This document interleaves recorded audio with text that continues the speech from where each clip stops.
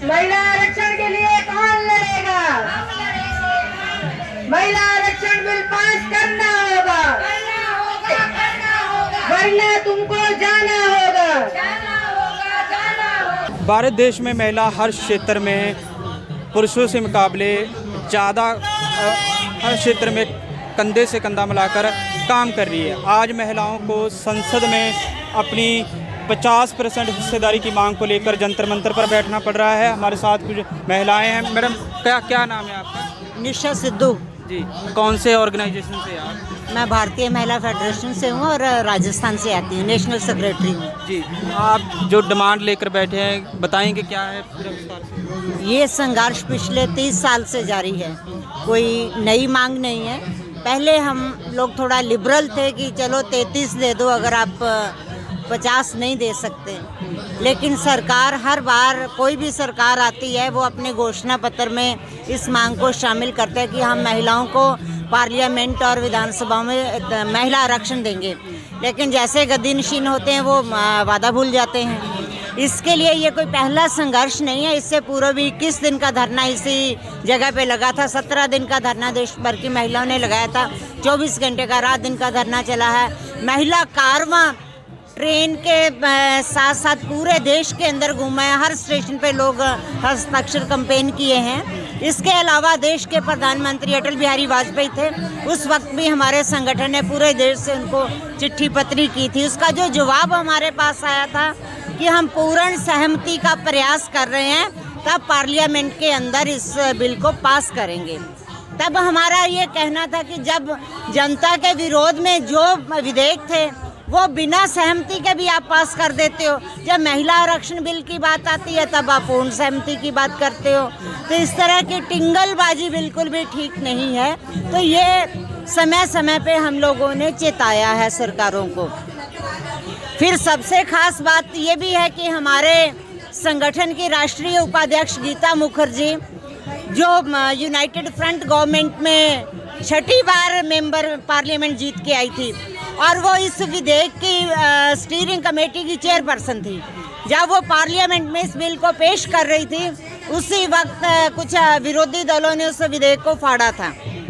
तो हम ये कह रहे हैं कि जब देश की आधी आबादी है तो आधी हिस्सेदारी भी चाहिए।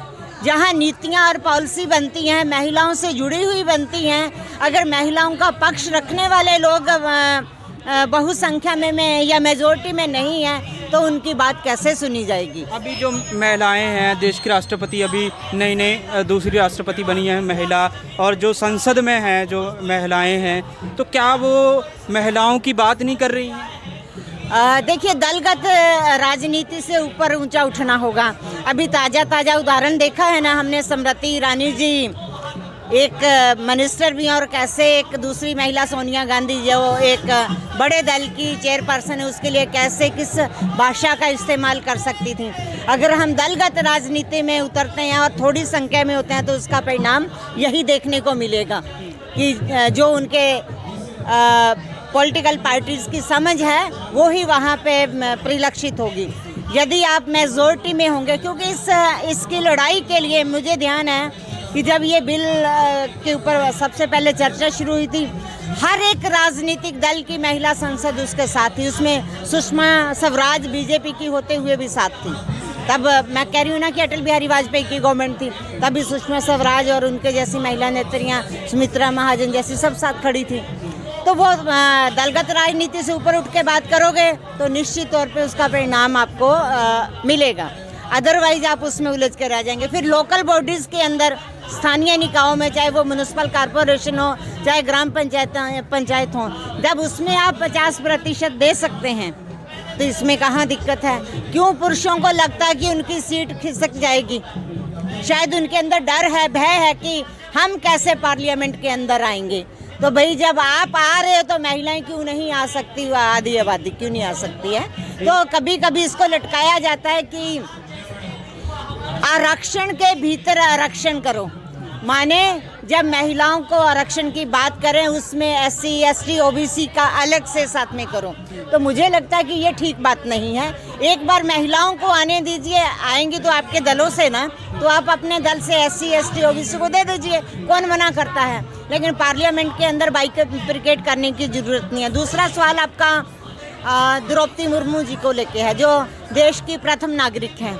अच्छी बात है, महिला दूसरी महिला हैं, पहले प्रतिभा पाटिल जी थी, वो देश की राष्ट्रपति रही हैं, अभी मुर्मू जी हैं। इक्का दुक्का के किसी पद पे विराजमान होने से उत्साह तो जरूर बढ़ सकता है, लेकिन उसमें परिवर्तन आएगा वो इतना हमारा समाज अभी उदार नहीं है, ना राजनीतिक दल इतने उदार हैं कि वो एक महिला आ गई तो बाकी महिलाओं को फटाफट आगे बढ़ा देंगे। जब तक ये मैंडेटरी नहीं होगा, बाध्य नहीं होगी, तो तब तक आसानी से कुछ मिलने वाला नहीं है। और इसीलिए जो अधिकार लिए थे महिलाओं ने, वो भी धीरे धीरे हाथ से खिसकते जा रहे हैं। कानूनों में बड़ा ज़बरदस्त बदलाव हो रहा है, यहाँ तक कि एज ऑफ मैरिज जो है, शादी की उम्र, उसमें भी केंद्र सरकार ने तो प्रपोजल ले आई है, बदलाव करने की बात की है। तो आपको वोट का चाहिए उन लोगों से, नौजवानों से, तो आपको 18 साल करनी है।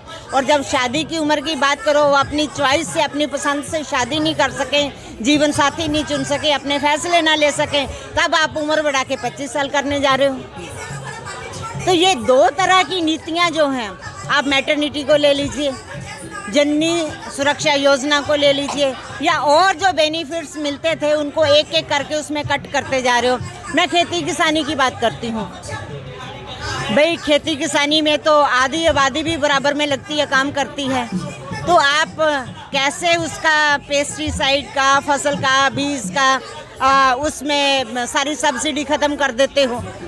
तो जो आपका पेट भरता है अन्नदाता, वो महिला भी है, पुरुष भी है, अगर वो अन्नदाता की सुविधाएं आप ख़त्म कर रहे हो तो आप कैसे जनहितैषी हो सकते हो।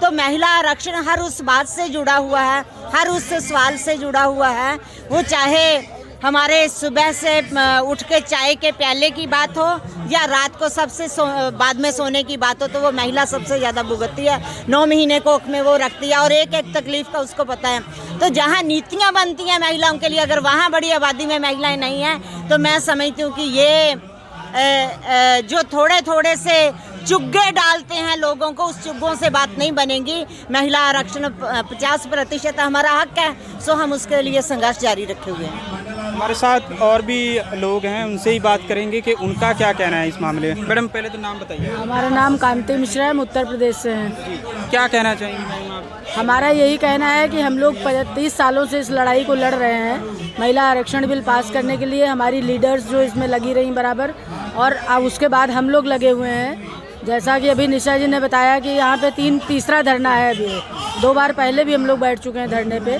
और अब की बार हम लोग फिर बैठे हुए हैं। लेकिन हमारी सरकारें आती हैं, उनकी मंशा नहीं है कि महिलाओं को संसद और विधानसभाओं में जो है 50%, पहले तो हम लोग उनसे 33% की ही मांग कर रहे थे, लेकिन किसी की कोई मंशा नहीं देखी हम लोगों ने। अब हम लोगों की मांग है 50% की, क्योंकि हम लोग हर जगह हैं, हम देश की आबादी आधी आबादी हैं और हर क्षेत्र में हमारी महिला है। तो महिलाओं को अपने हक के लिए क्यों नहीं उनको उसमें आने दिया जा रहा है, संसद और विधानसभाओं में उनको आरक्षण क्यों नहीं दिया जा रहा आने के लिए? क्योंकि ये सच बात है, जहाँ पे हमारी नीतियाँ बनती हैं, अगर वहाँ पे हम नहीं होंगे तो हमारे लिए कुछ भी नहीं हो सकता है। इसलिए हम अपनी बहनों के लिए, उनको सही न्याय दिलाने के लिए हमारी ये मांग है कि हम 50% महिला आरक्षण बिल लोकसभा और विधानसभा में पास किया जाए। मैडम मेरा आपसे सवाल है कि बीजेपी सरकार अभी सत्ता में है, केंद्र में है, तो वो बेटी बचाओ बेटी पढ़ाओ का नारा देती है, तो क्या अगर 50% आप बोले हैं कि हमने पहले भी प्रोटेस्ट किया तो नहीं देना, क्या भेदभाव किया महिलाओं के साथ, पुरुष प्रधान की ऐसी राजनीति है? देखिए, बात यह है कि अभी आज़ादी का अमृत महोत्सव मनाने जा रहे हैं। क्या सही मायनों में ये अमृत उत्सव है? क्या बेटियां बच रही हैं? आपका जहां से देश की राजनीति चलती है, राजधानी दिल्ली से, तो क्या बेटियां यहाँ पे सुरक्षित हैं? खाली हरियाणा के अंदर जाके एक बड़ा सारा नारा लगा देने से, मुंह फाड़ के, तो उससे तो बेटियां नहीं बचेंगी। उसके प्रत्यक्ष में प्रयास भी दिखने चाहिए, लेकिन जो प्रयास हो रहे हैं वो नाकाफ़ी हैं। कभी कोई योजना ले आते हैं, कभी कोई योजना झोले में से निकाल के बाहर कर देते हैं। इतनी योजनाओं की ज़रूरत नहीं है, जो पहले से चली आ रही हैं उसको मजबूत कर दीजिए, स्ट्रेंथन उसको कर दीजिए तो ताकत मिल जाएगी। तो बेटी बचाओ कागज़ों में बड़ा सुंदर लगता है, वो चाहे डिस्प्ले कर दें चाहे कट आउट लगा दें, लेकिन बेटियां तो कोख के अंदर भी मारी जा रही हैं। उसको रोकने के क्या प्रयास हैं? कितने राज्य ऐसे हैं जहाँ पे आप देख रहे हैं कि फीमेल फिटिसाइड धड़ल्ले से हो रहा है, उनको बेटा चाहिए बेटी नहीं चाहिए। तो उस माइंड सेट को बदलने के लिए सरकार क्या प्रयास कर रही है? कितने जो हम 60 से 70-80 के दशक तक बात करते थे दहेज हत्या की, तो उसमें उस वक्त जो बदलाव आए थे कानून के अंदर, थोड़ा स्पीड ब्रेकर की तरह उसने काम किया था। लेकिन वापस अभी इस तरह की हत्याएं जो हैं विद इन 7 ईयर शादी के, तो वो फिर वापस से होने लग गई हैं। तो बेटियां बच पा रही हैं? वो किसी ना किसी की बहन बेटी तो है ना जिसको मारा जा रहा है। और अत्याचारों की बात करें, हम रेप की बात करें, जो दुष्कर्म की घटनाएं अभी सबसे ज़्यादा होती हैं, तो क्या वो रुक रही हैं? हर बात के लिए महिलाओं को दोष दे देना कि वो ऐसे कपड़े पहनती हैं, वो रात को क्यों चलती हैं, या महिलाओं को इतने बच्चे पैदा करने चाहिए, इतने हिंदू पैदा करने चाहिए, इससे देश चलेगा क्या? मैंने तो अभी 2-3 दिन पहले पढ़ा है, अभी जो हमारी राष्ट्रपति महामहिम देश की प्रथम नागरिक बनी है, सुना है उन्होंने राष्ट्रपति भवन में सुबह 5 बजे आरती होगी, वहाँ पे मांस मदिरा अंडा नहीं खाया जाएगा, इस तरह की बातें की है। ये एक सेकुलर स्टेट है। भारत का संविधान जो हमें आज़ादी देता है, हमारा जो प्रियम्बल है, हम भारत के लोग की हम बात करते हैं, तो हम धर्मनिरपेक्ष एक मुल्क हैं, तो उसमें इस तरह की चॉइस के लिए कोई जगह नहीं है कि कोई एक रिलीजन हावी होकर ये कहे कि ये देश तो ऐसा रहेगा या ऐसा बनेगा। ये अनेकों समुदाय, जातियों, धर्मों का देश है, और धर्म को एक पंथ कह के भी बढ़ा देना ताकि उसका महत्व कम हो जाए, ये भी देन इसी भारतीय जनता पार्टी और आरएसएस की है। तो मैं समझती हूँ कि ये बिल्कुल देश को धराशायी करने पे हैं, संविधान के ऊपर चोट है, बस नहीं चलता, वरना अब तक बदल दिए होते ये लोग। अभी जो महिलाएं हैं आपके साथ, आपको नहीं लगता कि आप 50% आरक्षण की मांग करिए तो यहाँ पर महिलाओं की संख्या ज़्यादा होनी चाहिए? एग्जैक्टली। ये जो महिलाएं अभी हैं, हर राज्य से 5-5 महिलाओं को बुलाया गया है, इसलिए संख्या कम है। 3-3 दिन के लिए, आज इनका 3रा दिन है, कल से वो और राज्य बदल जाएंगे। कल जैसे असम, एमपी, तमिलनाडु और तेलंगाना आ रहा है। अभी हमारे पास आंध्र प्रदेश से महिला समाख्या है, उत्तर प्रदेश से महिला फेडरेशन है, मणिपुर का ऑल मणिपुर नुप्पी मारूप है, कर्नाटका का महिला फेडरेशन है, दिल्ली का है और राजस्थान का है। तो ये हर 3-3 दिन में राज्य बदलते जाएंगे, क्योंकि दूरी बहुत है। आप देखेंगे कि जो नॉर्थ ईस्ट से चला आ रहा है, तो उनको हम कितने दिन तक रोक सकते हैं? पहले 4 दिन की 5 दिन की यात्रा करके आ रहा है। सरकार ने सब तरह की सब्सिडीज जब ख़त्म किया, तो रेलवे के अंदर भी तो ख़त्म की है ना। अगर महिलाओं को थोड़ा सा रिलीफ मिलता था, सीनियर सिटीजन को मिलता था, वो भी उन्होंने विड्रॉ कर लिया है। तो यहाँ तक लाना बहुत खर्चीला है, तो इसलिए हमने सिंबॉलिक, और 9 अगस्त को जो होगा वो बहुत बड़ा महारैली होगा, और उसमें ऑलमोस्ट सभी पॉलिटिकल पार्टीज़ के एमपीज़ को बुलाया है। उसमें भी खास तौर पे महिला एमपीज़ आएंगी 9 अगस्त को यहीं पे इसी जगह पे। तो हम उनका सबका कमिटमेंट लेंगे कि आप पार्लियामेंट के अंदर जाएं और इस मांग को पुरजोर तरीके से उठाएं। तो इसलिए वो करेंगे, बड़ा भी करेंगे। तो ये NFIW की तरफ से 50% संसद में महिलाओं का आरक्षण मांग रही हैं कि महिलाओं की संसद में भागीदारी हो सके, क्योंकि देश में जैसी महिला के ऊपर अपराध बढ़ते जा रहे हैं, तो उनका साफ कहना है कि जो संसद में महिलाएं बैठी हुई हैं वो कहीं ना कहीं उनकी आवाज़ नहीं उठा रही हैं। हरविंदर सिंह, MNTV, दिल्ली।